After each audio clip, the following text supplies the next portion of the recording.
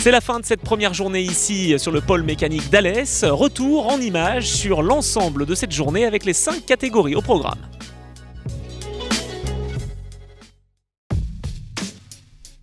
La première séance qualificative sur le circuit d'Alès voyait les 39 pilotes Supersport 300 se livrer une belle lutte pendant 25 minutes. Sans surprise, les leaders du championnat ont répondu présent puisque Florent Dacunia et Diego Poncet, sur leur Kawasaki, ont signé les 2 meilleurs chronos en 1:20.783 et 1:20.834.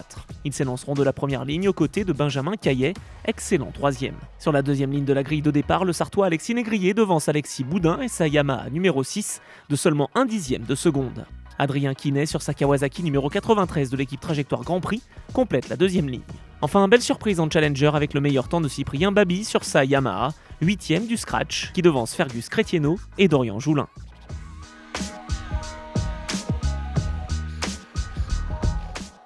En l'absence du champion 2021 Valentin Debise, blessé à Manicourt, la séance qualificative Supersport 600 voyait Tom Berceau s'illustrer en 1:15.007. Le Provençal a devancé le Gardois Mathieu Gregorio, local de l'étape de seulement 46 millièmes de seconde.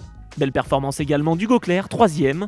Le champion Supersport 600 2016 s'est montré particulièrement en forme sur ce circuit du pôle mécanique d'Alès et n'échoue qu'à 193 millièmes de seconde de la pole position. Déception en revanche pour le champion Challenger 2021, Ludovic Cauchy, beaucoup moins à l'aise sur ce tracé au guidon de sa Yamaha numéro 74, qui signe le 4e chrono à plus de 6/10 de Berceau. Derrière ce quatuor, on retrouve Adrien Rollet et Enzo Della Vega, tous deux à moins d'1 seconde de la pole. Belle 4e place en Challenger pour Matteo Pedonneau, qui devance de moins d'1/10 son adversaire Kylian Aebi.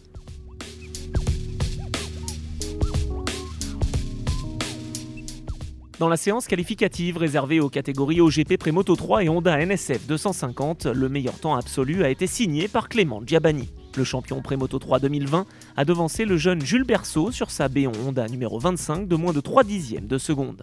Longtemps leader du classement général avant sa blessure à la clavicule à Pau, Amaury Misera se classe 3e sur cette grille. En Honda NSF 250, pole position pour Élie Rousselot devant Lucas Bosson et le jeune Evan Boxberger. Victime d'une chute en début de séance, Quentin Godefroy s'élancera de la dernière ligne de la grille de départ lors de la première course prévue demain. Comme il est de coutume, les pilotes du championnat de France Superbike concluaient l'exercice des qualifications ce samedi. Sur ce circuit d'Alès, long de 2,5 km, la pole position a été signée par Alan Techer sur sa BMW numéro 5. Avec un chrono d'1:13.675 à 1/10 seulement du record de piste, le Grassois a devancé Nicolas Escudier. Sur sa Yamaha numéro 67 de l'équipe Tech Solutions, le Martégal échoue à moins de 3/10 de la pole.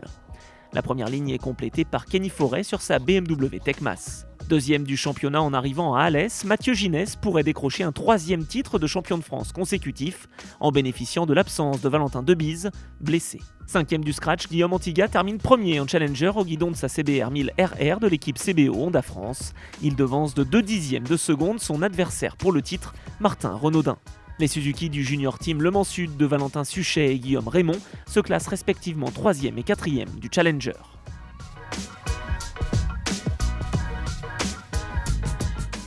Cette première journée de compétition depuis le pôle mécanique d'Alès se concluait par la première course sidecar d'une durée de 15 tours. À l'extinction des feux, les Paul Mented et Vincent Peugeot prenaient l'avantage sur leurs adversaires pour le titre Paul L'Église et Sébastien Lavorel. 3e, le duo Guignard-Pou restait en embuscade sur la Windle Honda numéro 135. Sur un LCR Yamaha reconstruit après leur impressionnante sortie à Carole, Ted et Vincent Peugeot dominaient la course et coupaient la ligne avec plus de 18 secondes d'avance sur leurs plus proches poursuivants. Longtemps deuxième, les actuels leaders du classement général, l'Église et Lavorel, commettaient une petite erreur peu après la mi-course et laissaient passer Rémi Guignard et Frédéric Pou en 2e place. Un ordre qui restait inchangé sur la ligne pour la plus grande joie du couple du side numéro 135. En F2 châssis court, victoire facile pour Tim Reeves et Kevin Rousseau, venus à Alès en préparation pour leur fin de saison.